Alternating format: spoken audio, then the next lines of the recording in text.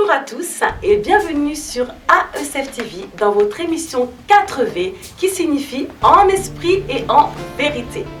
Aujourd'hui, nous allons partager le thème suivant: et si tu meurs ce soir? Pour partager ce message, j'ai la joie d'avoir à mes côtés le pasteur Kouété Roda. Bonjour pasteur. Bonjour ma soeur. Comment allez-vous? Ça va bien, par la grâce de Dieu. Amen. En tout cas, je bénis le Seigneur de nous avoir permis d'être là aujourd'hui parmi nous. Amen. Je suis vraiment ravie de vous recevoir. Et c'est vrai que le thème d'aujourd'hui, c'est un thème vraiment très poignant. Donc le Saint-Esprit nous accompagne encore une fois aujourd'hui.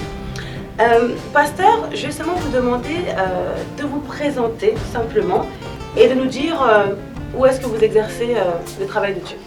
Oui, merci. Je suis Rodin Kouété. Je suis pasteur de ministère et je suis de l'église Trinity Church qui se situe à Paris dans le 6e arrondissement. D'accord. Donc voilà, mais j'habite à Paris. D'accord. Ça fait combien de temps que vous servez Dieu à peu près? Ça fait dans une dizaine d'années, mais je suis pasteur, c'est-à-dire Dieu m'a appelé depuis seulement 2 ans et j'ai été consacré au ministère. Amen. En décembre 2015. D'accord, gloire à Dieu. Pasteur, justement vous avez parlé d'appel, Dieu vous a appelé à être pasteur et moi ça m'intéresse, ça nous intéresse tous. J'aimerais savoir comment s'est passé cet appel, à quel moment vous avez vraiment su que Dieu a besoin de moi? Oui, c'est-à-dire que j'ai toujours servi le Seigneur dans l'église locale. Et il est vrai que c'est Dieu qui appelle, premièrement. Donc l'appel ne vient pas d'un homme, ne vient pas du mari, ne vient pas de la femme. L'appel vient des dieux, c'est-à-dire c'est réservé à Dieu, c'est-à-dire c'est dans la souveraineté des dieux. C'est lui seul qui décide, n'est-ce pas? La Bible dit que il n'a ni conseiller, il n'a ni personne vers qui il peut aller rendre des comptes. Donc il fait dans toute sa souveraineté. Donc c'est lui qui appelle. Il est vrai que j'ai toujours servi le Seigneur, mais ce qui est de l'appel au ministère, comme l'Éphésiens chapitre 4 est en train de nous dire, il a donné aux uns comme apôtres, comme prophètes, comme docteurs, enfin les 5, avec pasteur, évangéliste. J'ai eu cet appel vraiment au début de l'année 2013. Je commençais déjà à sentir l'appel de Dieu, mais je sentais en moi que Dieu m'appelait à passer à autre chose, parce que je servais le Seigneur, je modérais, je prêchais à l'église, j'allais même tenir des moments d'évangélisation sur des marchés à Paris, mais je sentais en moi que Dieu m'appelait à passer à autre chose, vous voyez. Donc je ne savais pas passer à quoi, donc ça ramenait une frustration en moi, je commençais à avoir peur. Donc j'ai commencé à intensifier un peu mes moments de prière. C'est alors que un jour comme ça, je dirais au Seigneur, Seigneur, si tu m'appelles au ministère, dis-le moi. Pourquoi j'ai cette peur là? Je comprenais rien. C'est alors qu'il y a un homme qui m'appelle, un monsieur, il me dit, je t'ai vu dans une vision, tu étais en train de prêcher dans une grande salle et voilà, tu étais là, tu te préparais à monter sur la chaire, enfin d'enseigner le peuple de Dieu. Je dis ok, gloire à Dieu. Mais je continuais toujours à pouvoir rester dans la présence de Dieu et à écouter Dieu. C'est alors qu'un jour, j'ai dit au Seigneur, si réellement tu m'appelles au ministère, fais-le savoir par les autres. Fais-le moi savoir par la bouche des autres. Un jour, je suis allé prêcher au marché de Château-Rouge. J'ai vu un certain nombre de jeunes. J'étais en train de prêcher sur l'amour de Dieu et le retour de Jésus. Donc lorsque j'étais en train de prêcher, je sentais en moi une tristesse. Pourquoi? Parce que le message que je donnais à ceux qui étaient là ne passait pas. L'incrédulité prenait la place des hommes et des femmes qui étaient là, dans leur cœur. Et je commençais à verser les larmes. Et lorsque je versais les larmes, donc je ne prêchais plus. J'étais comme ça silencieux. Et il y a eu des jeunes autour de moi qui ont commencé à parler à ma place, qui ont commencé à parler en langue. Et il y en avait une qui parlait en langue, après elle a commencé à prêcher à ma place. Et moi, je ne pleurais plus. Je versais plus des larmes, j'étais là, je l'écoutais.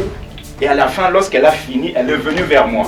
Elle m'a dit exactement ce que je vivais dans ma chambre. Vous voyez? Donc, lorsque je sentais cet appel, moi, je ne me focalisais pas sur, voilà, je suis incapable, voilà, comme Jérémie. Non, non, non. Moi, je me disais, est-ce que les autres vont me croire? Est-ce que les autres vont croire réellement si je leur dis, je suis appelé au ministère pastoral? Est-ce qu'ils vont me croire? C'est alors que Dieu me rappellera un message que j'ai déjà prêché sur 3 images. Je parlais de l'image réelle, de l'image perçue et de l'image projetée. Je disais l'image projetée, c'est la façon dont je veux que les autres me voient. Vous voyez, les jeunes filles dans la salle de bain se préparent, elles mettent les maquillages à gauche, à droite. Elles se disent, ok, je me suis trouvée jolie. Les autres aussi vont me trouver jolie. Ce n'est pas toujours le cas. Il y a des filles qui viennent comme ça devant les hommes. Voilà, tu n'as même pas l'idée, mais elle, dans sa tête, elle se dit, tu vas la trouver jolie. Il y a aussi ce qu'on appelle l'image perçue, c'est-à-dire la façon dont les autres nous voient. Ce n'est pas toujours la même façon dont nous-mêmes nous voyons. Vous voyez? Donc, souvent, les hommes, nous sommes appelés à nous intéresser à ces 2 images. Comment est-ce que je me vois? Comment est-ce que les autres me voient? Mais il y a une 3e image, c'est l'image réelle, c'est l'état de nos cœurs, c'est ce que Dieu regarde. N'est-ce pas? Dieu dit à Samuel, je ne regarde pas comme les hommes. Les hommes regardent ce qui frappe à l'œil, mais moi je regarde au cœur. C'est-à-dire Dieu ne marche pas comme les hommes. C'est alors que Dieu m'a rappelé ce message, ça m'a interpellé, je me suis dit, ah, je ne dois plus regarder et voir comment est-ce que les autres vont penser de mon appel et tout. Je dois me fixer sur ce que Dieu veut de moi. Amen. Je dois fixer mes yeux vers celui qui est le consommateur de ma foi. C'est alors que lorsque cette jeune fille-là, au marché de Château-Rouge, m'a dit exactement ce que je vivais dans ma chambre, elle m'a dit, accepte l'appel de Dieu. Dieu t'appelle, accepte, ne regarde pas ce que vont dire les autres. Parce que Dieu lui-même, il va t'équiper. Dieu lui-même, il va te donner les capacités. N'est-ce pas, l'apôtre Paul dit, nous au contraire, notre capacité vient de Dieu. Vous voyez? Donc, je suis rentré dans ma chambre. J'ai pleuré longtemps. Hein. J'ai commencé à pleurer, à pleurer. C'est alors que j'ai vu un serviteur de Dieu, il est pasteur, ça fait plus de 30 ans. Je l'ai vu, je lui ai expliqué. Il m'a dit, ça, c'est l'appel authentique de Dieu. Ça, c'est l'appel authentique de Dieu. Et retiens cette peur-là. Jusqu'à ce que le Seigneur reviendra ou jusqu'à ce que tu mourras. Parce que si cette peur-là te quitte, cela voudrait dire que tu te sens capable par toi-même. Mais il faut que cette peur-là reste pour que tu puisses toujours savoir que tu dépends de Dieu. C'est-à-dire que tu ne dépends pas de toi-même. C'était un peu comme ça mon appel. Et après, j'ai été ordonné. Et aujourd'hui, nous servons le Seigneur à l'église Trinity Church, qui est dirigée par le pasteur Alan Clayson. Ok, que nous saluons du coup. Amen. Merci beaucoup. Je salue aussi.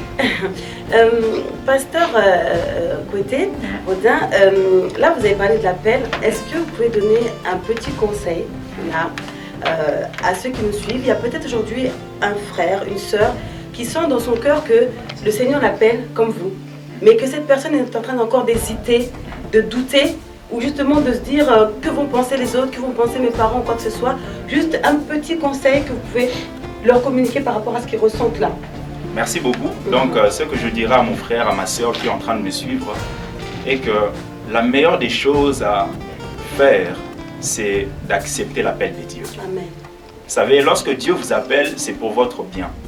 Lorsqu'il vous appelle, c'est parce qu'il a porté le regard favorable sur vous. Merci, Jésus. Ce n'est pas parce que vous méritez, c'est simplement dans sa grâce. Je ne suis pas pasteur parce que je prêche mieux que les autres. Je ne suis pas pasteur parce que je suis plus intelligent que les autres. Je ne suis pas pasteur parce que je crains Dieu mieux que les autres. Non, c'est simplement le regard de Dieu qui s'est fixé sur moi. De même pour toi, si Dieu t'appelle, ne résiste pas. Accepte et tu verras ce qu'il fera avec toi. Cette fille-là qui m'a dit à Château-Rouge, accepte l'appel de Dieu et tu verras ce que Dieu va faire avec toi dans quelques années. Sache-le que le Dieu que nous prions, le Dieu du ciel, celui qui est l'alpha et l'oméga, celui qui est le commencement et la fin, celui qui s'appelle Elolam, le Dieu d'éternité, celui qui dit un mot et la chose arrive, celui qui est capable de changer la malédiction en bénédiction, celui qui est capable de pouvoir prendre une prostituée, Amen, amen, de faire amen, d'elle amen. une servante de Dieu. Amen. Sache que ce Dieu-là, il est réel, il est vrai. S'il t'appelle, ne résiste pas, accepte l'appel de Dieu. Et surtout, ne te pose pas beaucoup de questions. Qu'est-ce que les autres vont dire? Les hommes parleront toujours et ils continueront toujours à parler. Mais toi, fixe tes yeux vers celui qui est le consommateur de ta foi. Amen. Merci Seigneur. Merci beaucoup pour ce message de conseil et d'encouragement. Pasteur, aujourd'hui le thème s'intitule « Et si tu meurs ce soir ?» Amen. C'est vrai que la mort est un mystère pour beaucoup. D'ailleurs, ces derniers temps, il y avait pas mal de décès, on va dire, de certaines personnes connues. Hein. Il y en a des milliers qui meurent chaque jour, mais c'est vrai qu'actuellement, on parle de Marie Missamou, on parle de René, l'époux de Céline Dion, on parle de David Bowie, etc. Comment doit-on réagir, pasteur, lorsqu'on perd quelqu'un? Il est vrai que lorsqu'on perd quelqu'un, ça fait mal au cœur. Surtout lorsque c'est une personne avec qui on a eu des relations profondes, si c'est un être cher pour nous. Donc ça fait mal au cœur. Moi, je l'ai subi. On a perdu, il n'y a pas longtemps, notre oncle, le petit frère de mon père. Ça fait mal au cœur. Ça fait mal au cœur. Il est vrai qu'on ne peut pas retenir les larmes. C'est une expression, je peux dire, innée, qui vient dans de telles circonstances. Mais ce qui est vrai, il y a un comportement à avoir pendant ces moments. La première des choses, il faut rendre grâce à Dieu. La Bible dit « rendez grâce à Dieu en toutes choses ». La première des choses, nous devons avoir en tête que c'est lui qui est le maître des temps et des circonstances. C'est lui qui décide qui va vivre et qui va mourir. Vous voyez, c'est un peu ce que Job a dit. Il a pris, il a repris, que son nom soit béni. Donc la première des choses, nous devons rendre grâce à Dieu. Parce que c'est lui qui est souverain. Il fait comme il veut, quand il veut, avec qui il veut. Donc, non seulement rendre grâce à Dieu, mais la deuxième des choses, il faut réfléchir. Vous voyez, la Bible dit, au jour du bonheur, réjouis-toi. Mais au jour du malheur, réfléchis. Il faut se poser des bonnes questions. Se dire finalement, l'autre qui est parti, mais moi aussi je peux partir. Parce que la mort n'attaque pas seulement les pauvres, n'attaque pas seulement les Africains, n'attaque pas seulement les Européens, mais la mort frappe à la porte de toutes les familles. Mais la question, ce n'est pas vraiment la mort. Parce que beaucoup de gens, lorsque ils arrivent au deuil, posent toujours des questions. Il est mort de quoi? Il a fait quoi? Celui qui est mort dans un crash, celui qui est mort à l'hôpital, celui qui est mort dans sa chambre, tous ces gens-là subissent la même chose, qui est la mort. Mais la vraie question est de se poser, où est-ce que je vais passer mon éternité? C'est ça la bonne question. Il faut se poser des questions. Celui qui n'a pas connu Jésus, celui qui n'a pas reçu Jésus, la bonne question est de se poser finalement, si je meurs ce soir, où irai-je? Celui qui a reçu Jésus, mais qui marche pas dans les principes de Dieu, qui ne marche pas dans les principes de Dieu. La question à se poser, si Jésus revient ce soir ou si je meurs ce soir, quel serait mon sort? Vous voyez, donc il faut premièrement rendre grâce à Dieu, deuxièmement, il faut réfléchir, et troisièmement, il faut prendre des bonnes décisions. Il y a des décisions, mais il y a aussi des bonnes décisions. Il est vrai que prophète Sophonie dit dans Sophonie chapitre 2 au premier verset, rentrez en vous-même et examinez-vous. Vous voyez, il ne suffit pas de rentrer en nous-mêmes et de s'examiner et s'arrêter là. Non, non, non, non. Il faut non seulement rentrer en nous-mêmes, s'examiner, mais par la suite, il faut prendre des bonnes décisions. Il faut décider finalement, je conduis ma vie moi-même. Mais la bonne décision, c'est quoi? C'est d'accepter Jésus. C'est de le recevoir dans mon cœur. N'est-ce pas, il est écrit, c'est en croyant du cœur qu'on parvient à la justice. Et c'est en confessant de la bouche qu'on parvient au salut. Vous voyez? Donc, celui qui marche loin des dieux, la bonne décision, c'est de se dire, non, non, non, non. Cette vie de débauché ne me convient pas. Parce que je peux mourir ce soir. La mort ne prévient pas. Lorsqu'elle arrive, elle n'envoie pas un texto. Lorsqu'elle arrive, elle n'envoie pas un mail. Donc, elle arrive comme ça brusquement. Vous voyez, cette émission, on l'a organisée même avant que Marie Missamou meure. C'est-à-dire, ce thème, on l'avait déjà planifié avant même que Marie Missamou meure. Aujourd'hui, tout le monde dans les réseaux sociaux, Marie Missamou, c'est bien. C'est quelqu'un que nous aimons, que nous avons aimé. Mais la bonne question est de se poser, si la mort me frappe ce soir, où irai-je? Donc, il ne suffit pas de rendre grâce à Dieu, il faut réfléchir. Et non seulement réfléchir, il faut prendre des bonnes décisions. Il y a une question qui m'interpelle, c'est que dans la Bible, on dit que Jésus avait dit, dans un certain contexte, laissez les morts enterrer les morts. Qu'est-ce que ça signifie, pasteur? Oui, c'est un verset où beaucoup ne comprennent pas. Vous voyez, c'est dans Luc chapitre 9, au verset 59 et au verset du 59 au verset 60. La Bible dit, il dit à un autre, suis-moi. Et il répondit, Seigneur, permets-moi d'abord d'aller ensevelir mon père. Mais Jésus lui dit, laisse les morts ensevelir leurs morts et toi va annoncer le royaume des dieux. C'est-à-dire que Jésus est en train d'appeler un homme à le suivre. Et cet homme trouve bon de dire à Jésus, permets-moi d'abord d'aller ensevelir mon père. C'est-à-dire, lorsqu'il est en train de dire, permets-moi d'abord d'aller ensevelir mon père, cela ne veut en aucun cas dire son père était mort. Non, non, non. C'est-à-dire quoi? C'était une expression qu'on utilisait jadis pour dire que laisse-moi d'abord aller prendre mon héritage. C'est-à-dire que cet homme avait cette envie-là de suivre Jésus, mais il voyait d'abord l'héritage. C'est ainsi que Jésus va lui dire, laisse les morts ensevelir leurs morts, c'est-à-dire laisse le monde, ceux qui sont morts spirituellement, s'occuper de ce qui leur appartient. Laisse le monde s'occuper de ce qui lui appartient, toi suis-moi. C'est-à-dire Jésus est en train de ramener cet homme dans une dimension de comprendre que l'essentiel c'est moi.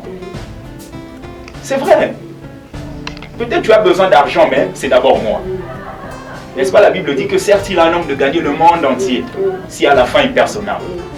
Vous voyez, Jésus nous ramène dans une dimension de comprendre que l'essentiel c'est d'abord lui. Ce n'est pas ce que nous pouvons avoir à gauche, à droite, parce que nous pouvons avoir l'héritage et aller en enfer. Nous pouvons recevoir des maisons et aller en enfer. J'en connais beaucoup. À Paris, dans le 6e, dans le 7e arrondissement. J'ai des amis, leurs parents, leur papa, leur maman, ils ont beaucoup d'argent. Ils ont des châteaux en province, ils ont des appartements à gauche, à droite. Mais ces gens-là, à chaque fois, ils vivent dans la dépression. À chaque fois, ils vivent avec une tristesse. Pourquoi? Parce qu'au-dedans d'eux, il y a un vide. Et ce vide ne peut être comblé par l'héritage. Ce vide ne peut être comblé par la richesse. Ce vide ne peut être comblé par les biens matériels que nous pouvons avoir. Parce que ce vide a la forme de Dieu. Seul Dieu peut combler le cœur d'un homme. C'est pour cela que Jésus voulait lui dire, non, l'essentiel c'est moi. Bien-aimés, fixons nos yeux vers Dieu.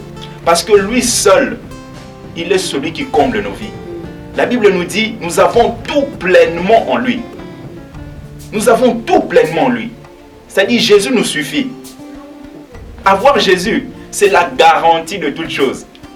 N'est-ce pas, l'apôtre Paul dit aux Philippiens, il dit, réjouissez-vous, mais réjouissez-vous dans le Seigneur. C'est-à-dire, il est en train de leur dire quelque chose de très important. Il dit ceci, votre joie ne doit pas dépendre de ce que vous avez. Votre joie ne doit pas dépendre de ce que vous n'avez pas. Mais votre joie doit dépendre du cadre dans lequel vous êtes situé. C'est-à-dire, le fait que je puisse être dans le cadre de Jésus, le fait que je puisse être en Christ, c'est une raison suffisante d'être heureux. Je ne suis pas heureux parce que j'ai beaucoup d'argent. Je ne suis pas heureux parce que j'ai un compte en banque blindé. Je ne suis pas heureux parce que mon père est ministre. Mais je suis heureux parce que je suis en Christ. Jésus est l'essentiel de nos vies. Celui qui a Jésus a la vie. Celui qui n'a pas Jésus n'a pas la vie. Et la colère de Dieu repose sur lui. C'est ça un peu ce que Jésus voulait dire à cet homme. C'est-à-dire l'essentiel c'est moi. Suis-moi. Et tu verras ce que je ferai de toi. Amen. Pasteur, vous savez, il y a certaines personnes qui vivent sans se poser de questions. Ils disent, voilà, moi je ne suis pas méchant, je ne fais pas de mal, je suis dans mon coin, je fais ma vie. Voilà, je ne crois pas en Dieu, je ne sais pas s'il y a un Dieu, mais je ne fais pas de mal dans ma vie. Il y a beaucoup de gens qui disent ça. Mais je ne sais pas, quel va être leur sort? Parce que nous, on dit, nous qui croyons en Dieu, nous disons que voilà, soit nous sommes guidés par l'Esprit de Dieu, soit par l'Esprit du malin ou du monde. Est-ce qu'il y a un juste milieu? Qu'est-ce qu'on peut dire vraiment dans l'amour, toujours dans l'amour de Dieu pour ces personnes-là qui se disent, bah, moi je prie pas trop, mais bon, j'ai pas de problème avec les gens, donc c'est bon quoi. Oui, ça c'est un raisonnement qu'on entend souvent chez les païens. Même certains chrétiens qui sont, je peux dire, tièdes, ont des raisonnements pareils. Alors, qu'est-ce que vous entendez par tiède? tièdes, c'est-à-dire ce sont des hommes qui ont accepté Jésus, mais qui n'ont pas soumis leur vie à la seigneurie de Jésus.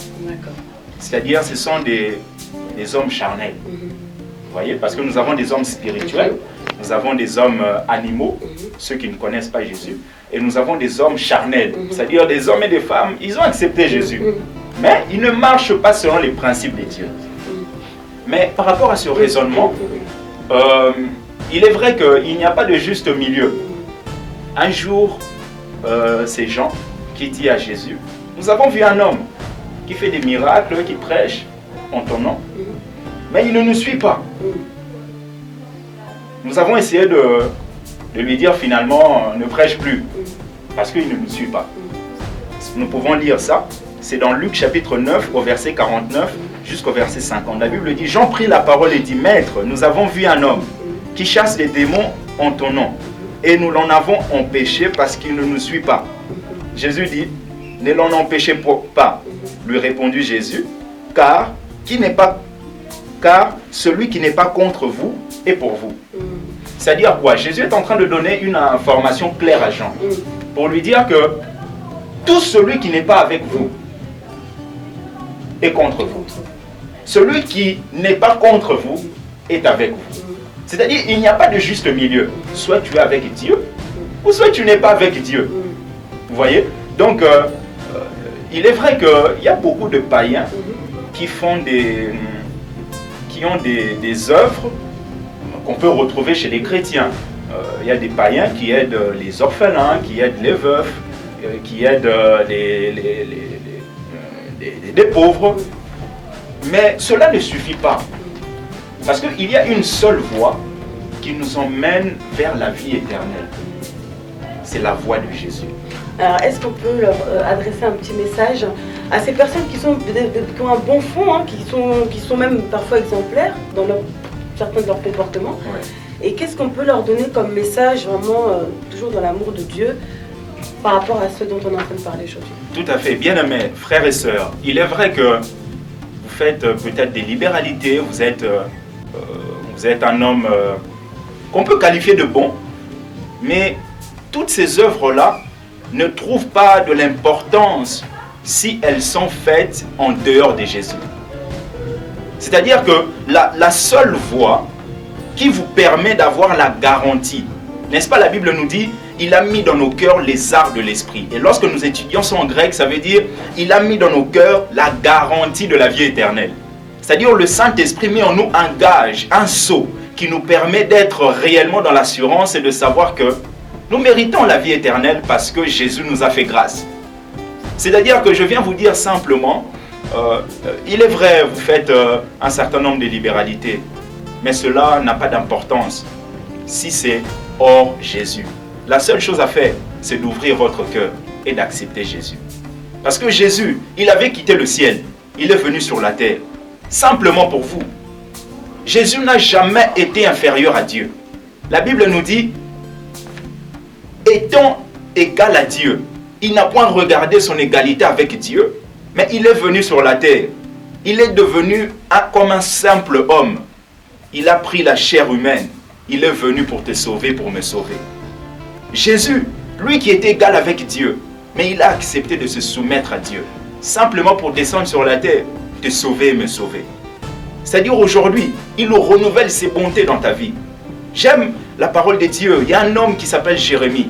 Il dit ceci dans la parole de Dieu. Il dit, quand je pense à ma misère, quand je pense au poison et à l'absinthe, mon âme est abattue au-dedans de moi.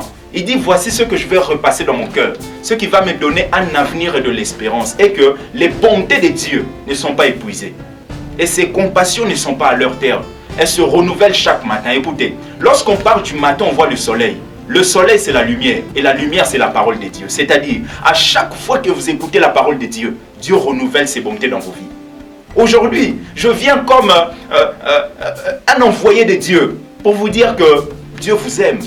Il a besoin de votre cœur. Il ne vous condamne pas. Il ne vous demande pas d'être parfait pour venir à lui. Mais il vous demande de venir tel que vous êtes parce que lui, il a la capacité de pouvoir vous rendre tel que lui est.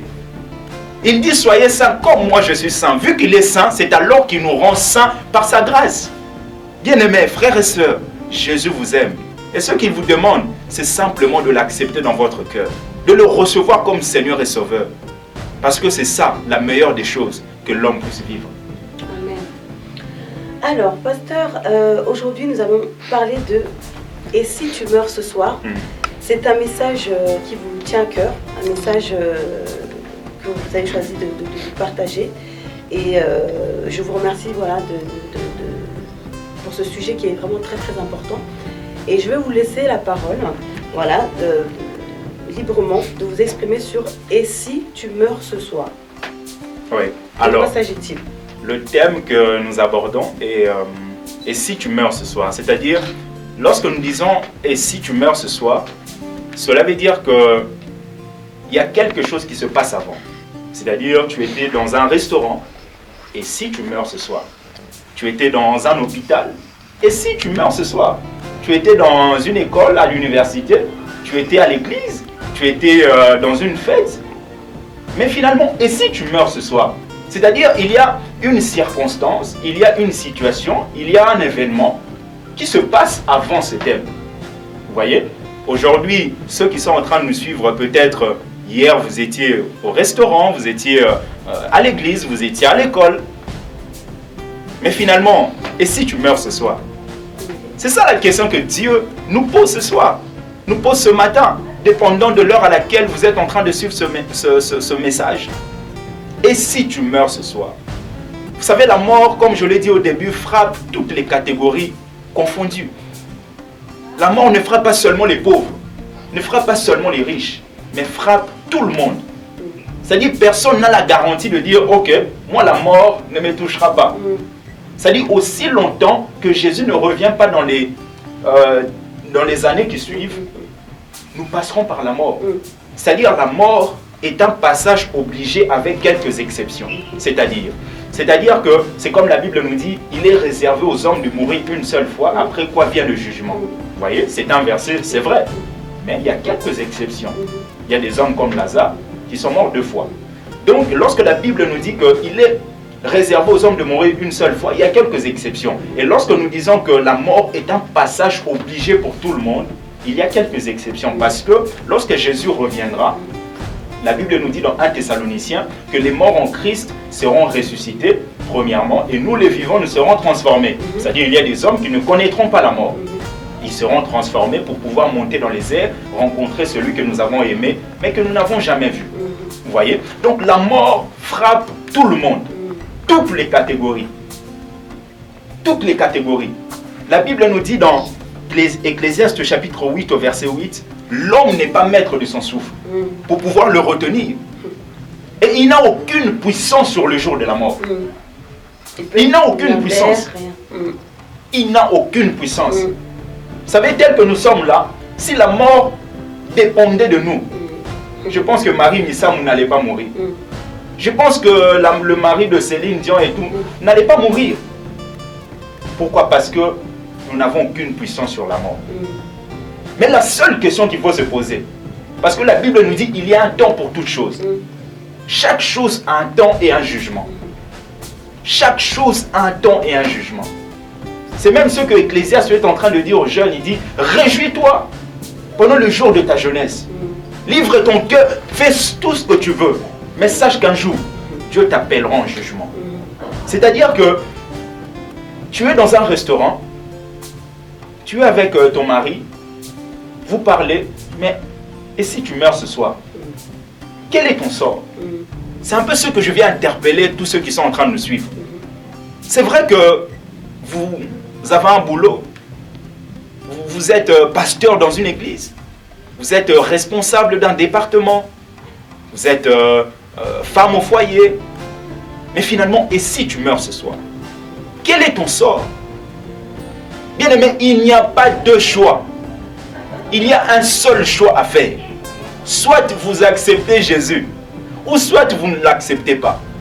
Mais si vous ne l'acceptez pas, sachez qu'il y a des conséquences. Il y a des conséquences. Parce que celui qui meurt sans Christ, la destination c'est l'enfer. Excusez-moi, pasteur. Oui. Qu'est-ce que ça signifie accepter Jésus? On entend souvent accepter Jésus, mais qu'est-ce que ça veut dire pour quelqu'un qui ne le connaît pas? C'est ça, accepter Jésus, c'est vrai que c'est une expression qu'on utilise souvent pour nous qui sommes déjà convertis, mais accepter Jésus, c'est ouvrir son cœur à l'amour de Dieu. Nous sommes sauvés par la grâce de Dieu, par le moyen de la foi. Donc, c'est que la personne ouvre son cœur. Lorsque j'ai dit tout à l'heure, les bontés de Dieu ne sont pas épuisées, ses compassions ne sont pas à leur terme, elles se renouvellent chaque matin.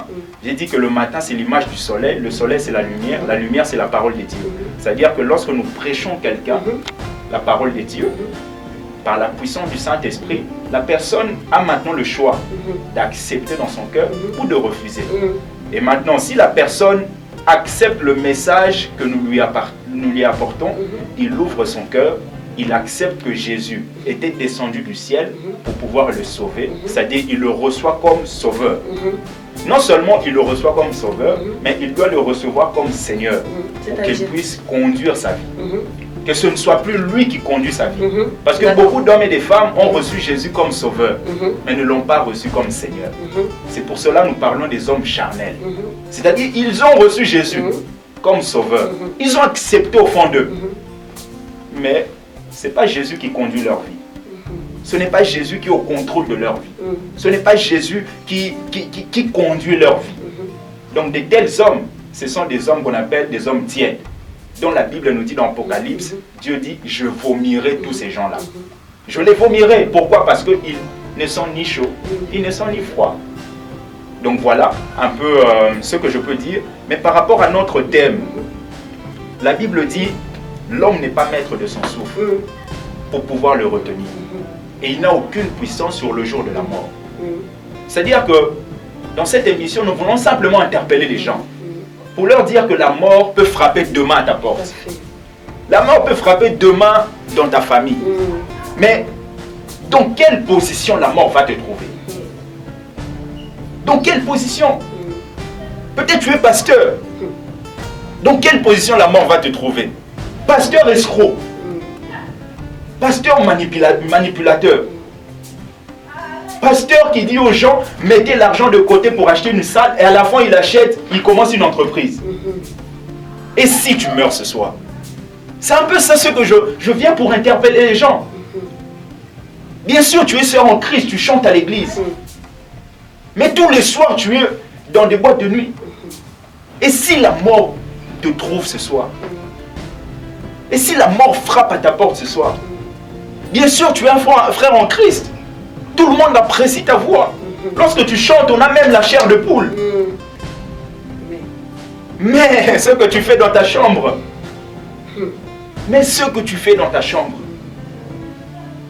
impunique au carré, toi tu touches sur tout ce qui bouge. Si tu meurs ce soir, la mort est une réalité. Mais la mort n'est pas une fin pour nous. Parce que nous qui sommes en Christ, la Bible nous dit que la mort est simplement comme un repos. Ça nous permet de nous reposer sur nos œuvres. Parce que Jésus reviendra pour pouvoir prendre son Église. Et lorsque nous parlons de l'Église, c'est l'Église universelle. C'est-à-dire composée d'hommes et de femmes. Ceux qui prient à la maison, ceux qui prient à Paris, ceux qui prient aux États-Unis. C'est-à-dire ce n'est pas une Église locale. Jésus reviendra dans les airs pour pouvoir prendre son Église. La Bible nous dit dans 1 Thessaloniciens, chapitre 4, 4 ou 5, que les morts en Christ seront ressuscités premièrement. Et nous les vivants, nous serons transformés. Et nous monterons dans les airs afin de rencontrer celui que nous avons aimé et que nous n'avons jamais vu. Vous voyez? Donc nous allons partir avec le Seigneur pendant 7 ans. Et pendant 7 ans, durant cette période, il y aura aussi ce qu'on appelle le tribunal de Christ. C'est-à-dire, ce n'est pas un tribunal où on juge les gens pour condamner, mais c'est pour récompenser.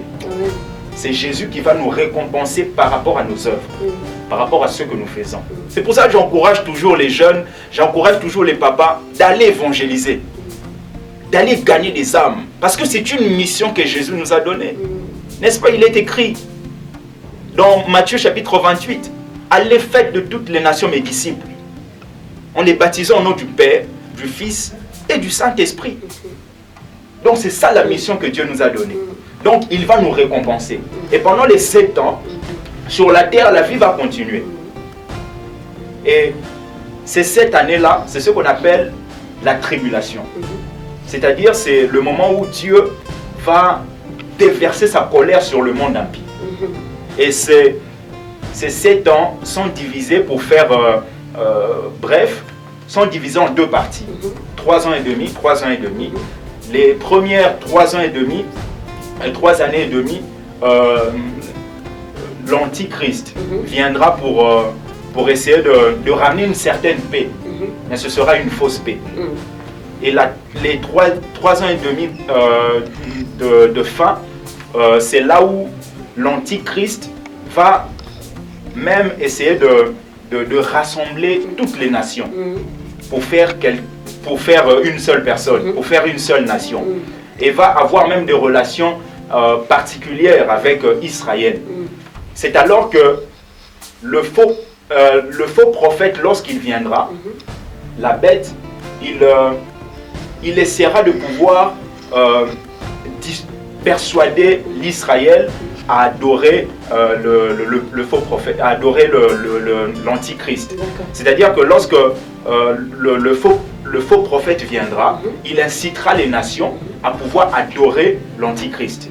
Et l'Israël refusera. C'est alors que l'Antichrist va vraiment détruire Israël. Pendant un temps, Israël va crier vers le Seigneur. C'est alors que Jésus reviendra pour pouvoir mettre fin à cette tribulation. Donc, par après, on aura ce qu'on appelle le millénium, c'est-à-dire c'est une période de 1000 ans où nous régnerons avec le Seigneur. Mais ce qui est vrai que toutes ces choses-là sont bien, mais ce que nous pouvons dire à ceux qui sont encore vivants, faites tout pour être enlevés, ou faites tout pour mourir en Christ. Parce que pendant la tribulation, il y a des choses que tu ne pourras pas acheter, tu ne pourras pas vendre si tu n'as pas le signe de la bête. Tu ne pourras pas acheter, tu ne pourras pas vendre. Ce sera des temps difficiles où Dieu va déverser la colère sur le monde impie. Ça va être compliqué, difficile. Ça va être compliqué, difficile. Beaucoup de gens mourront comme des martyrs. Pourquoi? Parce qu'ils refuseront de pouvoir avoir ce signe-là. On les tuera. Pourquoi attendre toutes ces choses-là alors que la possibilité vous est donnée de mettre votre vie en règle, de l'accepter maintenant? Soit lorsqu'il revient, que tu sois enlevé, tu sois transformé. Ou soit lorsque tu meurs et que tu sois ressuscité le jour où il reviendra. Vous voyez? Donc le millénium, c'est une période où Satan sera lié pendant 1000 ans. Et à la fin du millénium, à la fin de millénium, Satan sera relâché pour pouvoir venir encore séduire le monde. Vous voyez? Et la Bible nous dit, pendant cette période-là, beaucoup vont succomber encore. Vous voyez? Parce que l'Antichrist, lorsque Jésus reviendra, il prendra l'Antichrist, lorsque Israël va faire appel à Jésus, il prendra l'Antichrist et le faux prophète, il les jettera dans les temps de feu.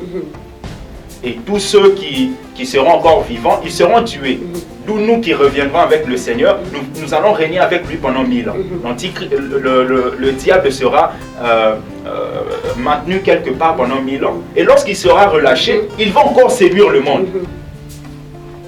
Et par après que le diable sera jeté dans les temps de feu, et ensuite on aura ce qu'on appelle le grand trône blanc, c'est-à-dire le dernier jugement, où tous les morts seront ressuscités, afin que Dieu puisse les juger. Et ceux qui auront leur nom inscrit dans le livre de vie rentreront dans la nouvelle Jérusalem, et les autres seront jetés dans les temps de feu. Donc, moi je dis toujours aux gens, bien sûr nous avons fait ce parcours-là pour expliquer aux gens, mais la meilleure des choses, c'est de tout faire pour être enlevé. ou c'est de tout faire, de mourir en Christ. Parce que c'est la seule garantie. Parce que pendant la tribulation, beaucoup ne sauront pas. Beaucoup ne pourront pas. Aujourd'hui, c'est déjà compliqué la vie. Nous avons la grâce, nous avons le Saint-Esprit dans toute sa plénitude. Mais beaucoup n'arrivent pas. Beaucoup n'arrivent pas. Et en ce temps-là, ça va être compliqué, ça va être difficile. La meilleure des choses, c'est de l'accepter maintenant. D'ouvrir ton cœur, de le recevoir, de marcher droit, de marcher dans les principes de Dieu. C'est alors que tu auras la garantie que même si Jésus revient demain, même s'il revient ce soir, et même si tu meurs ce soir, tu as la garantie de la vie éternelle. Parce que la vie éternelle, ce n'est pas simplement une vie qui est longue, qui est sans fin, mais c'est aussi une vie qui est belle par rapport à sa qualité. Là-bas, la Bible nous dit qu'il n'y aura ni cri, il n'y aura ni deuil, il n'y aura ni tristesse. Pourquoi rater ça? Pourquoi rater ça? C'est pour ça que moi je dis toujours aux gens, si je meurs ce soir, ne pleurez pas, parce que j'irai vers le Seigneur. Ne pleurez pas. L'apôtre Paul dit, Christ est ma vie, et la mort m'est un gain. Heureux ceux qui meurent en Christ, parce qu'ils se reposent sur leurs œuvres. La meilleure des choses, c'est d'accepter Jésus. C'est de le recevoir. Ouvrez votre cœur. C'est la seule manière d'avoir la garantie de la vie éternelle. Pasteur, merci beaucoup. Pasteur, vous savez, des fois, ça fait mal quand on est chrétien, on est croyant, et qu'on partage la parole de Dieu, et que on voit que en face de nous, les personnes ne reçoivent pas ce message-là, comme vous avez peut-être pu le ressentir lors de l'exhortation à Château-Rouge, etc., l'évangélisation à Château-Rouge, etc. Et le Saint-Esprit a géré, a pris le relais, etc. Mais c'est vrai que là, vous nous avez dit des choses tellement importantes. Mais qu'est-ce qu'on peut faire, nous qui sommes, on va dire, réveillés, nous qui avons accepté Jésus-Christ comme Seigneur et Sauveur? Qu'est-ce qu'on peut faire? Parce que c'est vrai qu'on dit qu'on ne peut pas forcer les gens. Mais nous, par amour, nous voulons les aider, ces personnes-là. Mais parfois, ces personnes-là, comme vous leur dites, mais pourquoi rater ça? Mais des fois, on comprend pas, on dit, mais on vous parle de quelque chose de bien, mais vous choisissez la mort. On vous parle de la vie, mais vous choisissez la mort. Mais qu'est-ce qu'on peut faire? Je sais pas. C'est vrai que... Je sais pas comment... C'est vrai que... Ça fait mal. Ça fait mal. Donc, par amour, nous sommes sauvés par la grâce. Je suis chrétien parce que j'ai reçu la grâce de Dieu. Amen. Mais j'ai eu à faire un choix. Amen.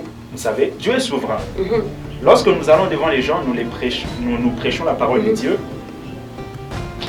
S'ils acceptent, Dieu sait et savait que ces personnes allaient accepter. Amen.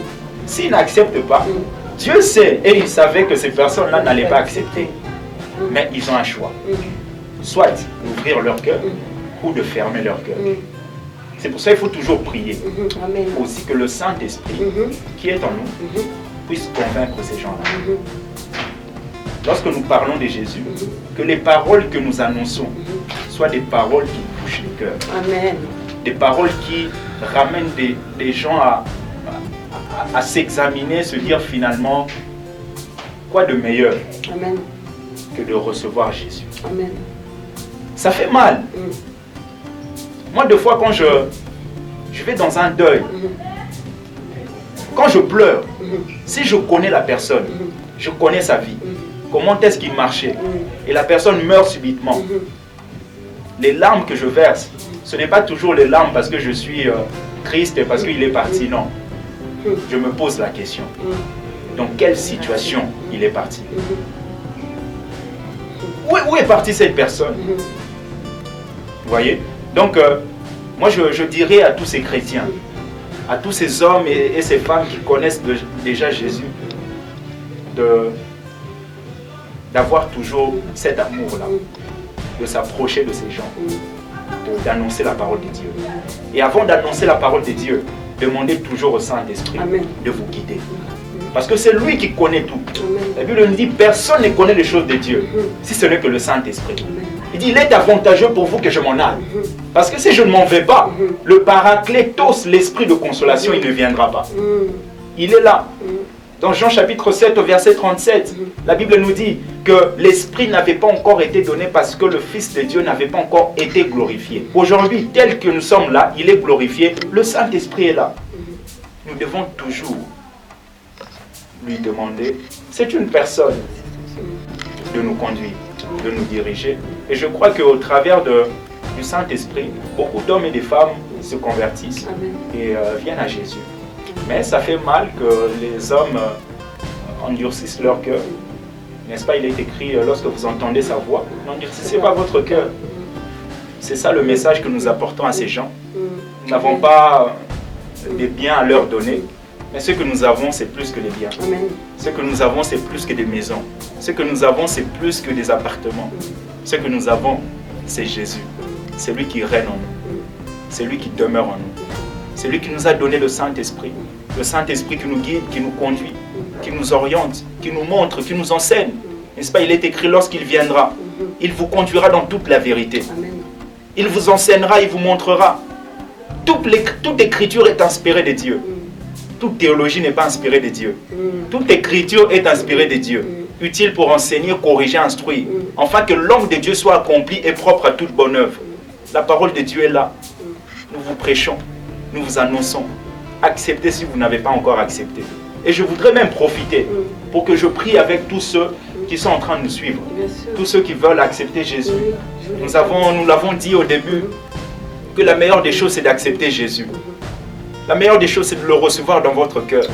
Et je voudrais simplement vous inviter là où vous êtes à pouvoir simplement incliner votre tête et de répéter ces paroles avec moi. Seigneur Jésus, me voici au-devant de toi. J'ai longtemps conduit ma vie par moi-même. Mais aujourd'hui, je prends conscience. Je me dis finalement, et si la mort me frappe ce soir, où irai-je? Et si la mort me frappe ce soir, où serai-je?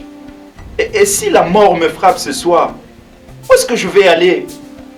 Seigneur, j'ai compris. Jésus, que tu avais quitté le ciel, que tu es venu sur la terre, simplement pour moi.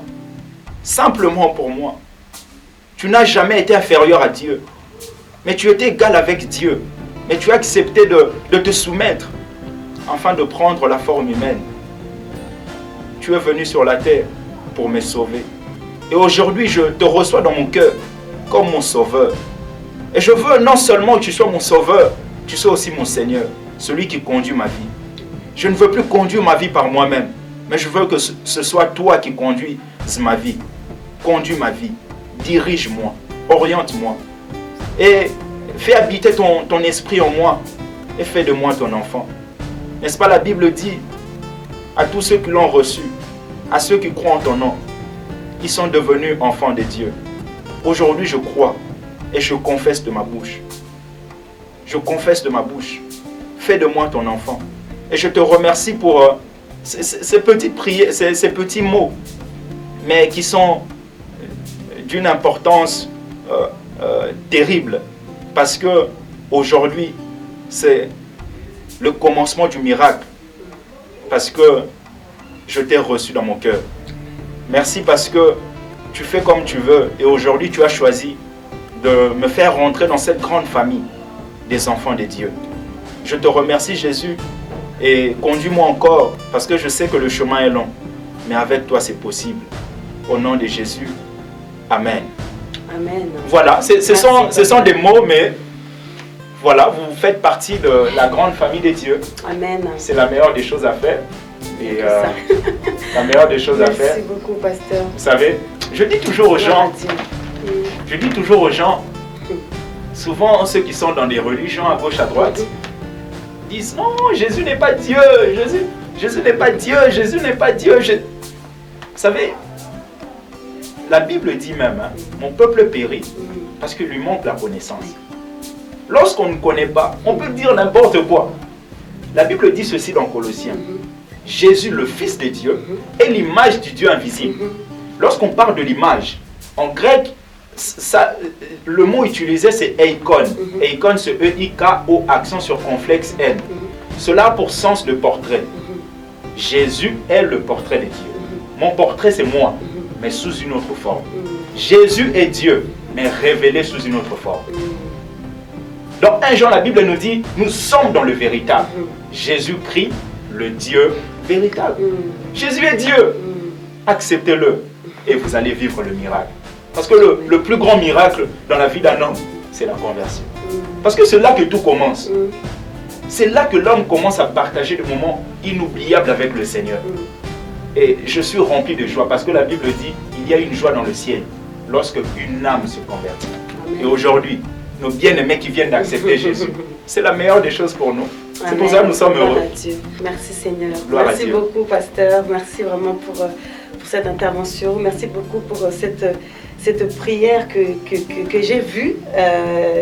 Je vous avais vu déjà prier comme ça, donc c'est la volonté de Dieu. Amen. Et je sais que l'Éternel est en train d'opérer en ce moment. Je sais qu'il va toucher et transformer des personnes à travers cette émission.